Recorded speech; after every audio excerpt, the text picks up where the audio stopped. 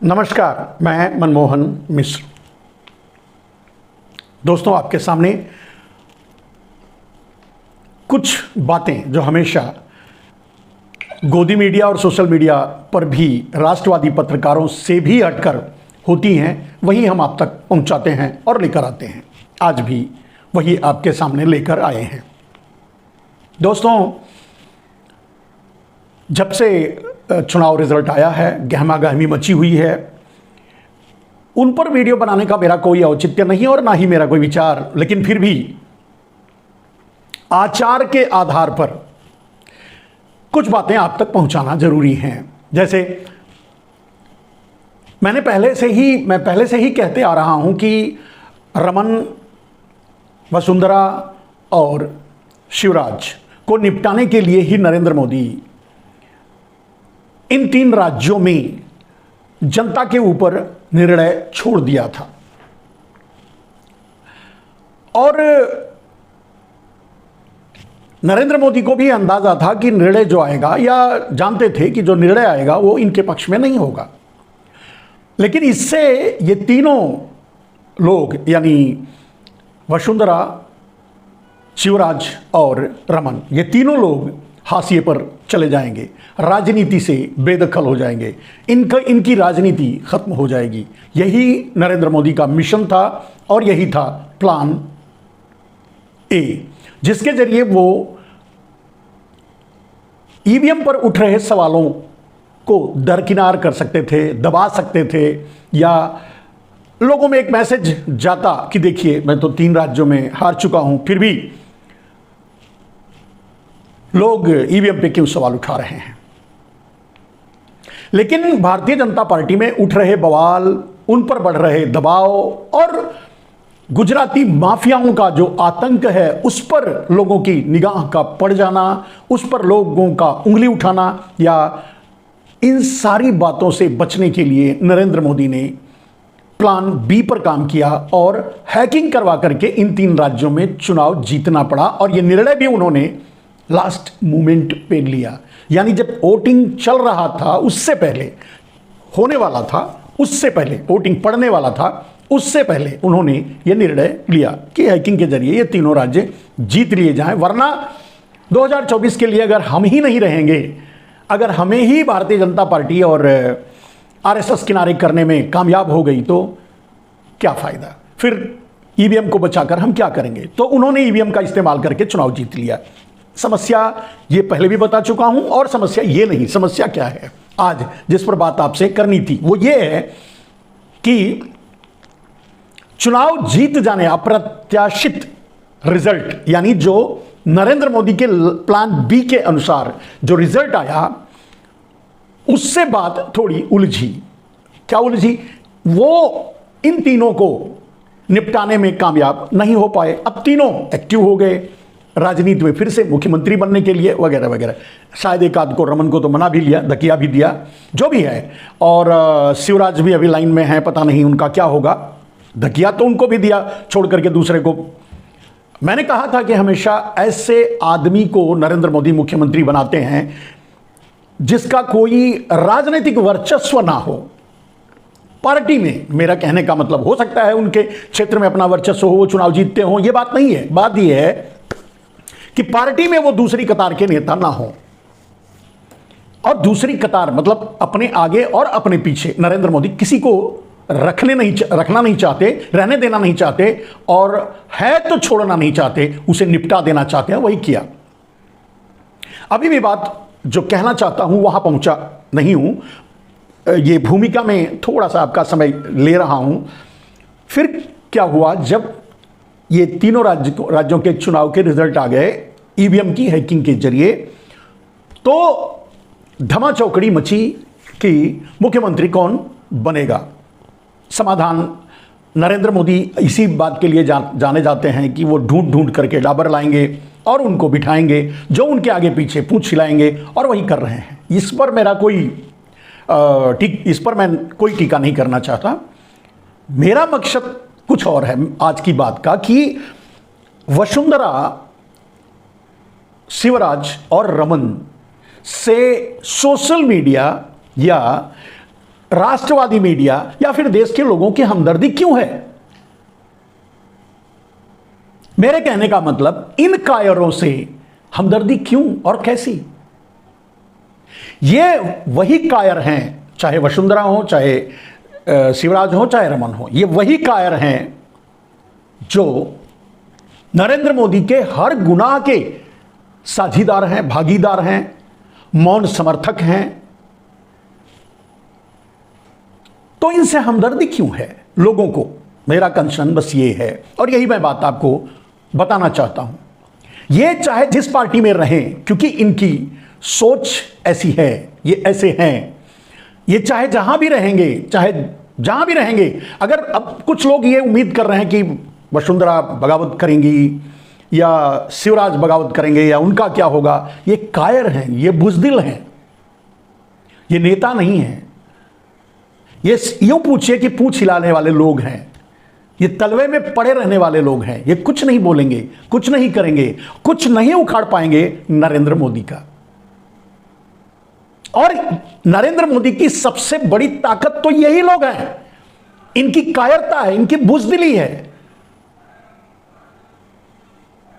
इनका मौन रहना है।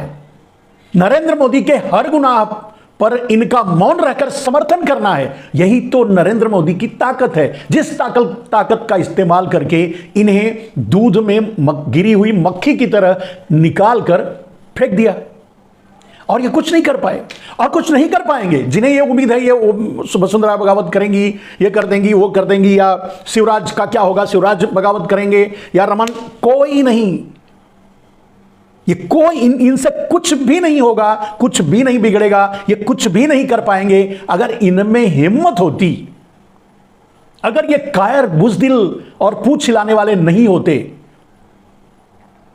तो नरेंद्र मोदी के उन अत्याचारों पर जो उन्होंने 2000 की नोट लॉन्चिंग के जरिए घोटाला करने के लिए जनता के साथ अत्याचार किया, उस पर आवाज उठाते। जीएसटी के द्वारा मध्य वर्ग को पूरी तरह से तहस नहस कर दिया, उस पर आवाज उठाते। महामारी के पीरियड में लाशों का अंबार लगा दिया, उस पर आवाज उठाते। ताली बजाने, थाली बजाने से इनकार करते। लोगों को का रोजगार छीन लेने पर आवाज उठाते। नरेंद्र मोदी के अपने वादे 2 करोड़ रोजगार देने का सवाल पूछते। किसानों के आंदोलन में किसानों को कुचलते हुए देखकर मौन रहने वाले ये कायर, ये बुजदिल हमदर्दी के हकदार नहीं हैं। देश का एक भी आदमी इनसे हमदर्दी ना रखे, ये तो कायर हैं।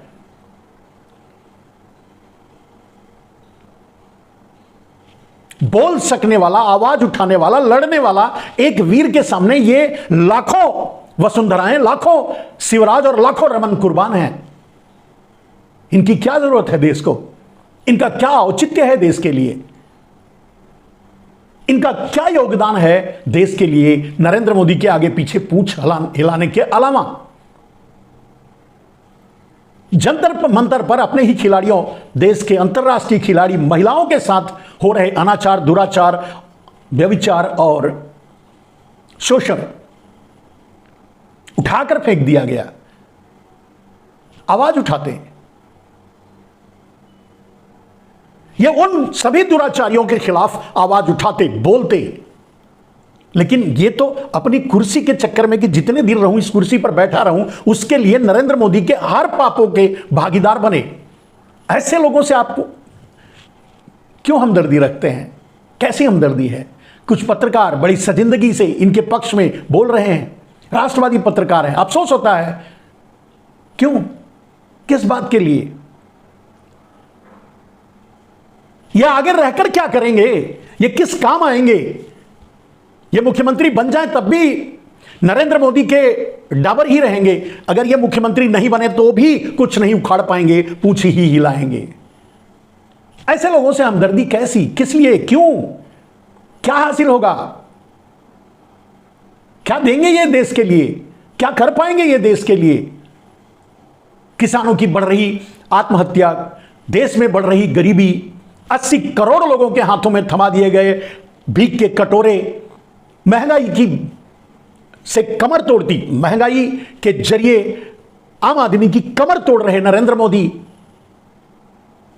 झूठ और जुमलों के अंबार लगाने वाले नरेंद्र मोदी के खिलाफ अगर ये बोल नहीं पाते उनके अपराधों पर, तो उन्हें इसी का, ऐसा ही तो नरेंद्र मोदी चाहते हैं, ऐसे ही कायरों के बल में तो नरेंद्र मोदी आज गुजरात लॉबी या गुजराती माफियाओं के लिए पूरा देश लुटा दे रहे हैं। कहीं तो ये बोलते, मध्य प्रदेश अडानी के हवाले कर दिया, और आज इनके साथ जो हो रहा है देश के हर उस भारतीय जनता पार्टी के नेताओं के साथ होगा, चाहे वो जो भी है। एक ऐसा ही कहीं से ढूंढ कर ला करके बिठा दिया जाएगा, पूंछ हिलाने वाला आदमी बड़ी कुर्सी पर, जो नरेंद्र मोदी दिल्ली से कहें वही करे, वही हो, जैसे आज अब इस समय मणिपुर में हो रहा है। बलात्कारियों को छोड़ा जा रहा है, कोई एक्शन नहीं लिया जा रहा है। मणिपुर पटरी पर आए या मणिपुर को बचाया जाए, इसके लिए अब तक नरेंद्र मोदी ने कुछ नहीं किया है। और वहां की सरकार, वहां का मुख्यमंत्री, वहां का राज्यपाल सब मोदी के पूंछ हिलाने वाले हैं। ऐसे ही अब ऐसे लोगों को, नरेंद्र मोदी को मक्खी की तरह फेंकने में कहां देर होगी। उन्हें पता है इनकी औकात क्या है। कभी जब जाकर के नीचे, सोफे के नीचे जहां नरेंद्र मोदी बैठते हैं, उनके चरणों में बैठ करके ये अपनी जी हुजूरी करके आने वाले ये लोग, इनकी औकात क्या नरेंद्र मोदी को पता नहीं है। क्या उखाड़ पाएंगे? इनसे कुछ नहीं उखड़ेगा। ये वो कायर लोग हैं जिन्हें नेता कहना भी शर्म की बात है। भले ही ये देश का दुर्भाग्य है कि ये वंस अपॉन इन टाइम देश के कुछ राज्यों के मुख्यमंत्री रहे हैं। किस बात के लिए? क्या दिया इन्होंने? क्या किया इन्होंने? और जब जब भी अत्याचार हुआ इस देश की जनता के ऊपर, तब तब भ्रष्टाचार का समर्थन किया, भ्रष्टाचार करवाया, अत्याचार का समर्थन किया। नरेंद्र मोदी के हर गलत फैसले, हर गलत कामों का, गलत निर्णयों का मौन समर्थक रहे हैं ये लोग। इनसे देश को हमदर्दी क्यों है? किस उम्मीद में लोग आज भी ये सोच रहे होंगे या सोचते हैं कि ये आज नहीं तो कल कुछ करेंगे। जहां हैं अगर वहां ये नहीं कर पाए कुछ, इस देश के लिए आवाज नहीं उठा पाए, गरीबों के आंसू नहीं पोंछ पाए, गरीबों को मोदी के द्वारा लुटता हुआ ये देखते रहे, मुंह नहीं खोल पाए, ये आगे चलकर क्या कर पाएंगे?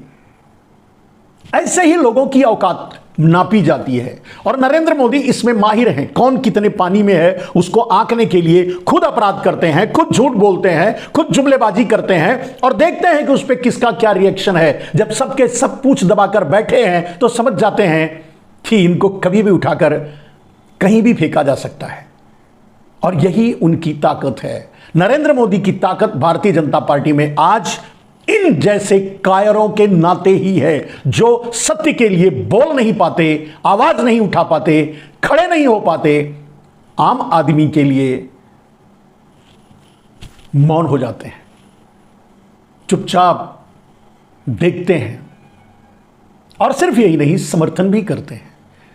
मोदी जी की नीतियां, मोदी जी के काम, मोदी जी का ये, मोदी जी का वो, नारे भी लगाते हैं, आगे पीछे दुम हिलाते हैं।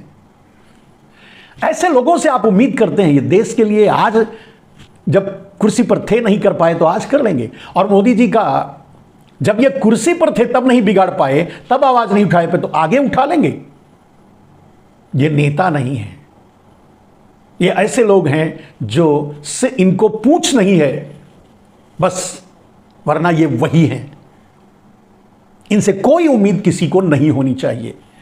चलो कल को अगर शिवराज कुछ करने की कोशिश करें या वसुंधरा तोड़फोड़ करने की कोशिश करें, चाहे तो मुख्यमंत्री बन सकती हैं कांग्रेस से मिलकर के, लेकिन क्या फायदा? कहते हैं गांव में एक कहावत है, जिसको खड़े नहीं देखा उसको बैठे क्या देखेंगे। फुल मेजॉरिटी, फुल पावर और फुल डबल इंजन चला करके जब ये कुछ नहीं कर पाए तो ये तोड़फोड़ करके क्या पाएंगे? और हिम्मत ही कहां है इनमें? इन कायरों में दम कहां है जो आवाज भी उठा पाएंगे, सामने आ पाएंगे, सांस ले पाएंगे? तो मेरे देशवासियों, मेरा आपसे अनुरोध है कि ऐसे कायरों का, ऐसे बुजदिलों का, ऐसे पूछ हिलाने वालों का समर्थन करना कोई औचित्य नहीं है, या फिर इनसे हमदर्दी रखना पाप है, महापाप है।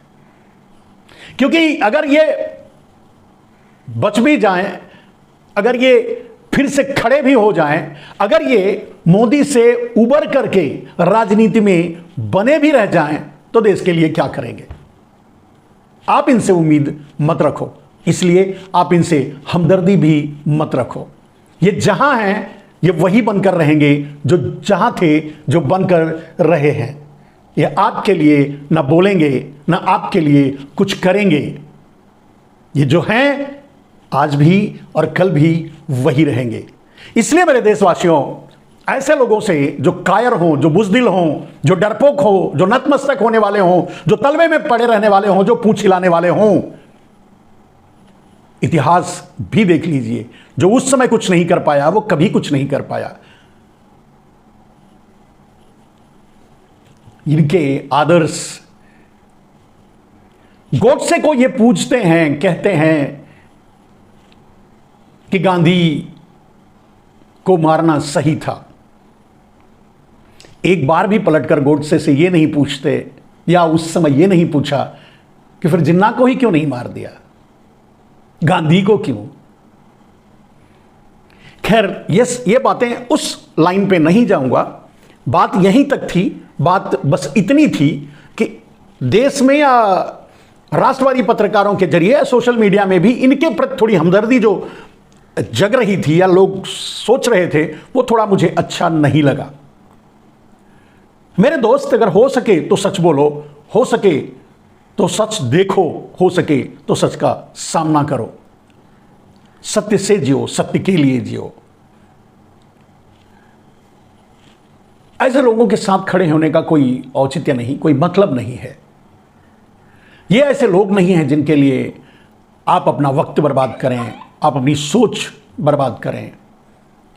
ये इसी के काबिल हैं जो आज इनके साथ हुआ है।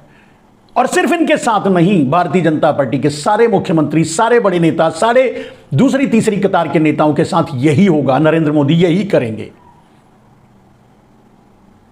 मैं पहले भी कह चुका हूं, नरेंद्र मोदी को नेताओं की जरूरत नहीं है, नरेंद्र मोदी को कार्यकर्ताओं की जरूरत भी नहीं है, नरेंद्र मोदी को वोटरों की भी जरूरत नहीं है। सब काम वो ईवीएम से कर लेंगे।